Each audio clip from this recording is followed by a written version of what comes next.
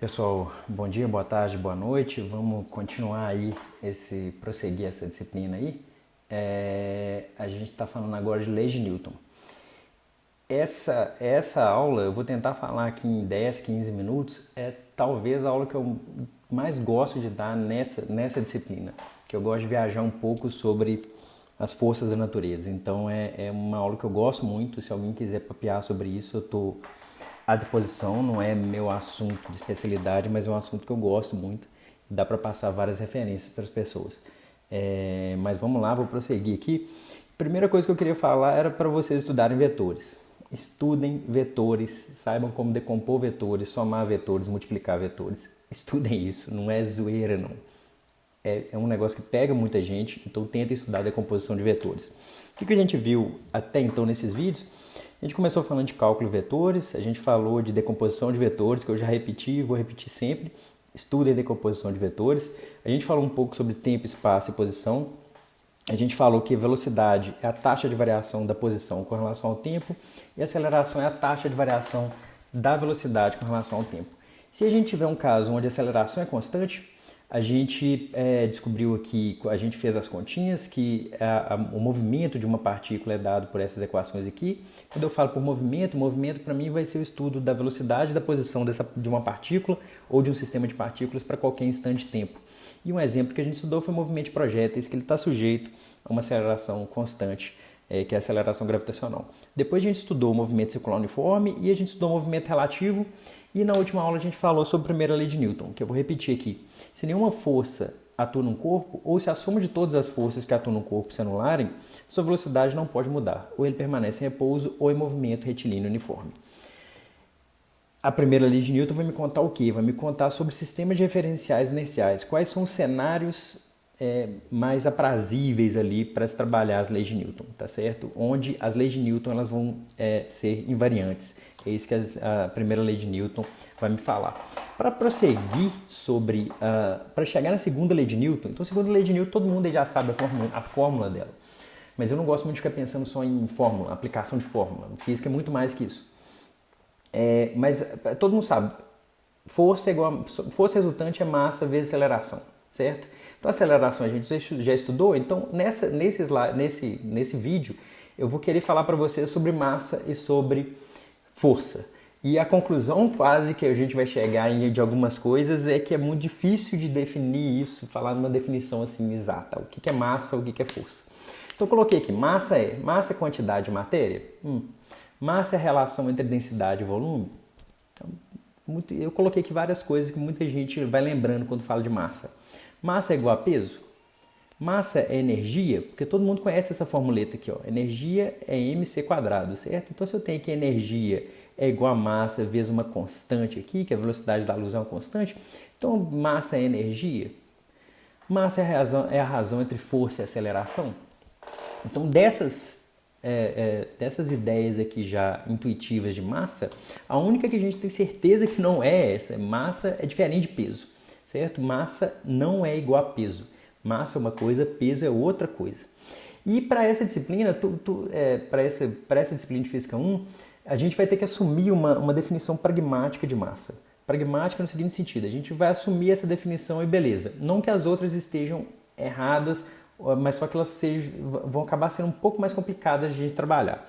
Principalmente se você for pensando assim, o que é massa em mecânica quântica? O que é massa quando a gente está tratando de um elétron? Qual que é a massinha de um elétron? A gente mede, a gente consegue medir, por exemplo, a razão carga-massa desse elétron. A gente consegue medir a massa do elétron até com uma precisão muito boa. Mas acaba se tornando complicada essa massa como sendo quantidade de matéria. Só que se eu pegar aqui, por exemplo, essa borracha aqui, se eu pego essa borracha aqui, a massa, eu posso falar que a massa dessa matéria, dessa borracha, é equivalente a tantos gramas da matéria que corresponde a essa borracha aqui.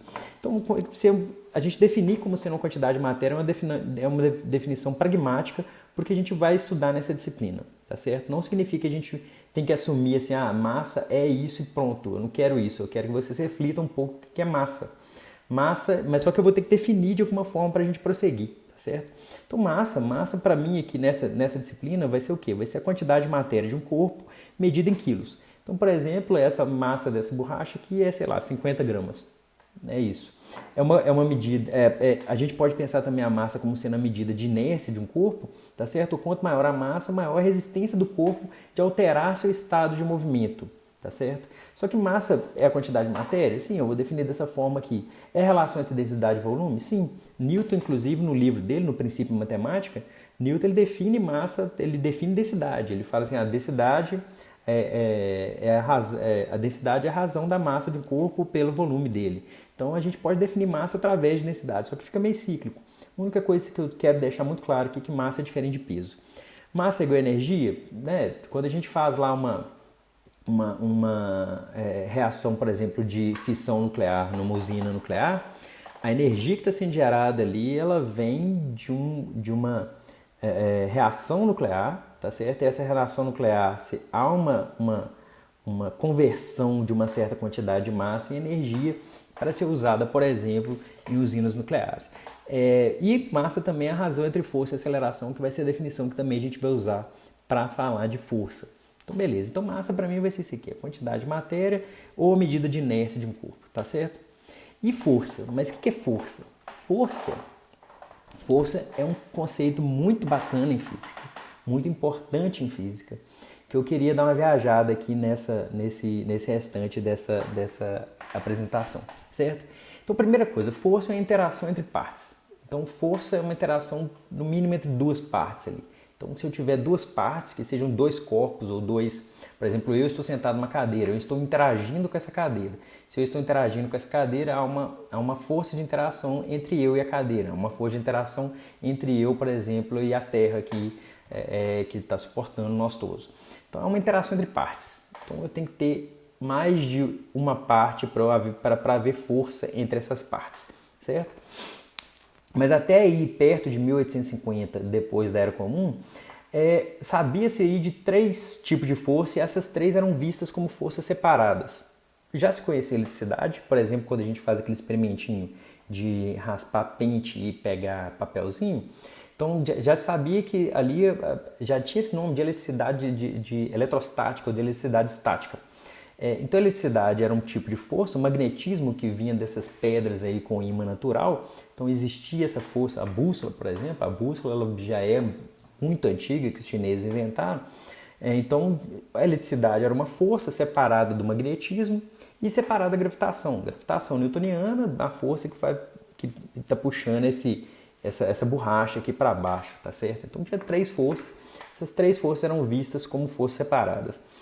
De 1850 até 1970, houve aí uma união dessa força elétrica com a força magnética. Quem fez isso foi um tal de Maxwell, um gênio escocês, e ele fez essa união de força elétrica com magnetismo. E de fato, quando ele fez essa união de força elétrica com magnetismo, não fez isso sozinho, ele fez baseada em vários estudos do Faraday, do Lenz, do Ampère, do Coulomb, do Gauss, e aí vem baseado em vários trabalhos, mas ele fez essa união da força elétrica com a força magnética, ele juntou força elétrica com força magnética com ótica. Então esses três ramos da ciência, na verdade, eles se tornam um ramo só, tá certo? O eletromagnetismo.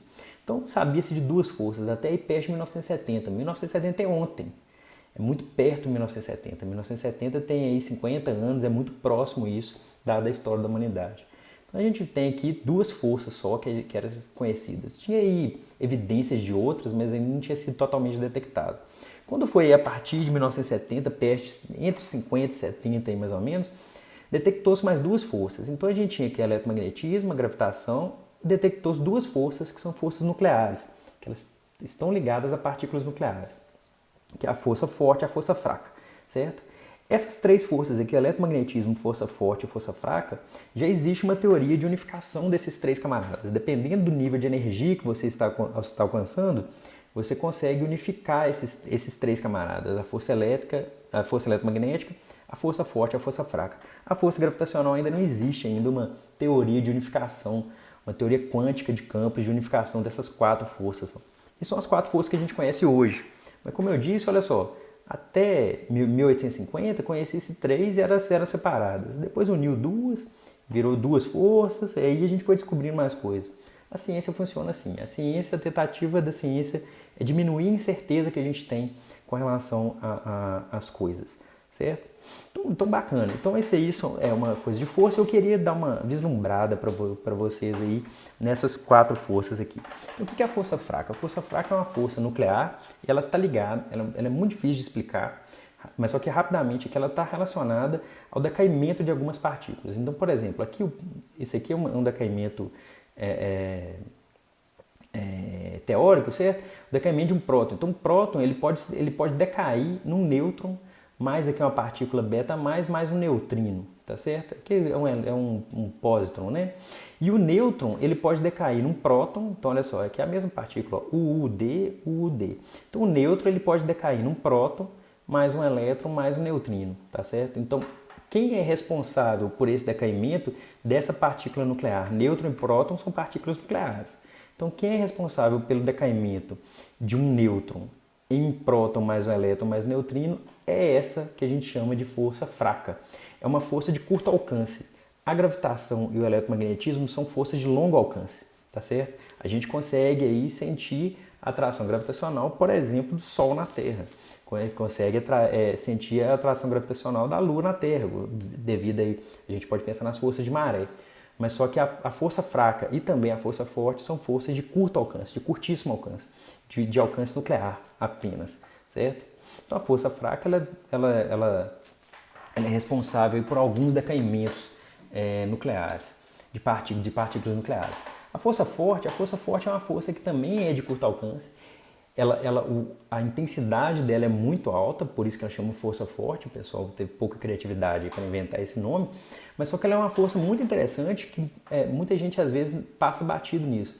Imagina que eu tenho esse núcleo aqui, tá certo? E aqui eu tenho 2 prótons, mais prótons aqui, mais 2 prótons, vários nêutrons, só que eu tenho 2 prótons muito próximos um do outro. O núcleo é muito pequeno, o núcleo é muito, muito pequeno, ele é muito denso e muito pequeno, tá certo? Só que se eu tenho 2 partículas positivas, uma perto da outra, o que acontece? Elas vão se repelir. Mas por que elas não se repelem? Tá certo? Então por que existem núcleos estáveis? Como que um núcleo que tem 2 prótons ele vai ser estável, sendo que eles estão muito próximos uns dos outros? Porque existe essa tal de força forte, que é a força forte residual.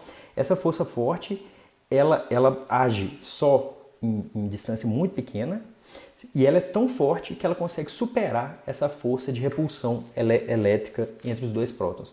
Então você tem 2 forças competindo aqui. Você tem a força elétrica repelindo os prótons e você tem a força forte atraindo esses camaradas, tá certo?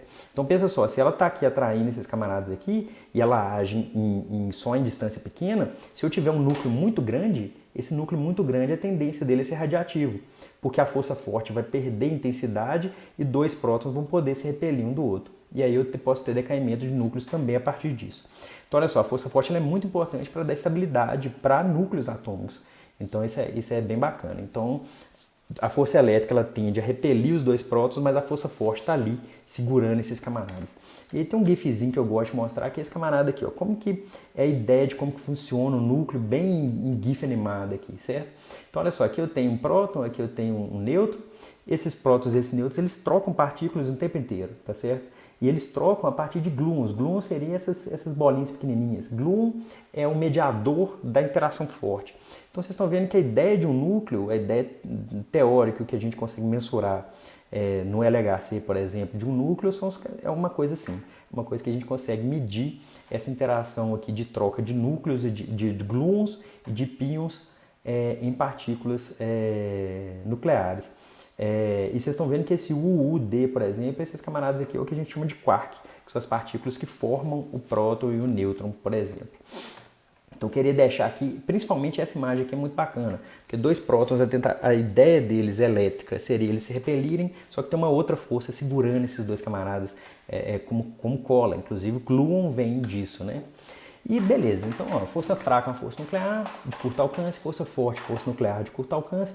Força eletromagnética é uma força que a gente conhece bastante, a gente tem muito acesso a ela o tempo inteiro, tomando aí um choque quando você passa o pé numa grama sintética, que seja num tapete, você toma um choque eletrostático. Só que a gente conhece isso hoje como força eletromagnética. A força eletromagnética é uma força só. Aqui eu coloquei aqui uma gaiola de Faraday, aqui eu tenho uma repulsão entre 2 prótons, tá certo? Através de um fóton virtual, da mesma forma que eu falei que o gluon ele é um mediador da força forte. O fóton, que é a partícula de luz, ele é o mediador da força eletromagnética. Então esse aqui você tem aqui um próton, um outro, é um próton chocando com um próton, ele está fazendo assim, ó. Então essa situação aqui, você tem aqui a posição tempo, é um diagrama de dois prótons, um se aproximando assim, e eles vão colidir um com o outro, mas só que a colisão aqui é através de fóton virtual. Essa imagem aqui é de um livro que eu gosto muito, que eu vou deixar na referência na descrição, o nome dele, chama QED, de um autor que eu gosto muito, que é do Feynman, mas é mostrando aqui um diagrama aqui espaço-tempo de um núcleo, de um átomo de hidrogênio, por exemplo. Porque eu tenho aqui um próton, ele está parado, e eu tenho aqui um elétron orbitando esse próton, tá certo? Ele está num raio aqui mais ou menos constante. O que acontece é que esse elétron ele fica trocando fótons virtuais o tempo inteiro com esse próton, tá certo? Então, a atração eletromagnética entre o elétron e o próton é dado por essa troca de fótons virtuais ou de fótons o tempo inteiro, tá certo? E como eu disse, quando o Maxwell ele unifica eletromagnetismo, ele unifica também a ótica. Então, quando a gente vê um arco-íris aqui no céu, esse arco-íris ele também é um efeito eletromagnético. A cor do céu azul, por exemplo, é um efeito eletromagnético de espalhamento de luz na atmosfera terrestre. Então, esse aqui é um negócio muito bonito, eu queria citar, assim, que é um assunto que eu acho muito interessante. E por último, a força gravitacional, que ela fica meio isolada mesmo, apesar de ser que a gente tem mais contato. Se você está andando e tropeça e cai, o que você está caindo aqui é a Terra exercendo força gravitacional em você.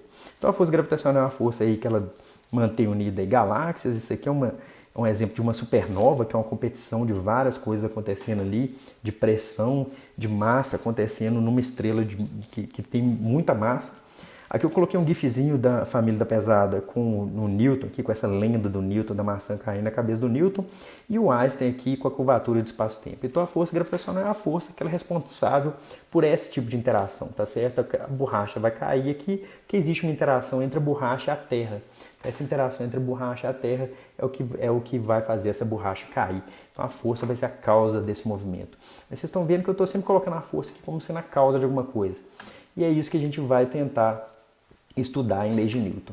Então, só resumindo aqui, então a gente tem aqui 4 forças: eletromagnetismo, força forte, força fraca e gravitação. Nessa disciplina aqui a gente vai estudar basicamente gravitação com a força peso e o eletromagnetismo através de outros nomes de força. Mas no fundo, as outras forças que a gente vai estudar todas são forças fundamentalmente eletromagnéticas. Quais? Força de atrito, força de tensão em cordas, força normal, isso acabam todas sendo forças eletromagnéticas, certo? Vou deixar aqui para vocês conferirem o site do LHC, eu vou deixar o link aí na descrição e vai estar na apresentação. E esse vídeo aqui que é um vídeo interessante é um vídeo de 10 minutos que eu vou deixar para vocês verem, quem quiser, que é um vídeo sobre as 4 forças da natureza, tá certo? Que a gente conhece até hoje. Então o cara vai falar aqui de força nuclear, é um vídeo bem interessante para vocês verem. E o site do LHC, para quem não conhece LHC, é só a maior máquina já construída pelo ser humano. Então, o Large Hadron Collider é onde a galera pega um próton, acelera ele, deixa ele com a velocidade muito alta, pega um outro feixe de prótons, acelera ele, deixa com a velocidade muito alta e deixa ele chocar. Pum, é um microscópio de 27 km de circunferência, só isso, é só a maior máquina já construída. Então, deixa isso aí para vocês, para quem quiser dar uma olhada, certo? Mas aí que tá, falei de força, mas qual que é a definição de força que a gente vai estudar nessa disciplina? Da mesma forma que eu fiz uma definição pragmática de massa, a gente tem que prosseguir a disciplina, a gente não vai poder ficar falando de teoria quântica de campos, então a gente vai ter que definir força de uma certa forma. Então a definição pragmática de força que a gente vai utilizar é essa aqui. A força exercida em um objeto de 1 kg de massa a fim de acelerá-lo a 1 metro por segundo quadrado tem módulo de 1 newton. Então a força para acelerar um objeto de 1 kg de massa, acelerar ele de 1 metro por segundo quadrado tem módulo de 1 newton. É isso. Ou seja, a força é medida pela aceleração que ela produz num certo objeto. Só que é uma definição meio cíclica, mas é a definição que a gente vai utilizar. E mais do que isso, eu não falei lá atrás não, mas só lembrando que massa, além de massa não ser peso, aquelas coisas todas, a quantidade de matéria, massa é um escalar. Massa é um escalar positivo, ele é um escalar, tá certo? Então você não tem que decompor a massa. A massa dessa borracha, ela não é 50 gramas apontando para lado nenhum. Ela é 50 gramas, ponto final. Você já deu a informação completa. Só que força não. Qual é a força, por exemplo, que eu estou aplicando, sei lá, nessa borracha aqui agora? Eu tenho que falar que é 1 newton apontando para baixo, por exemplo. Porque eu posso estar apontando essa força dessa forma aqui, tá certo? Então força é um vetor.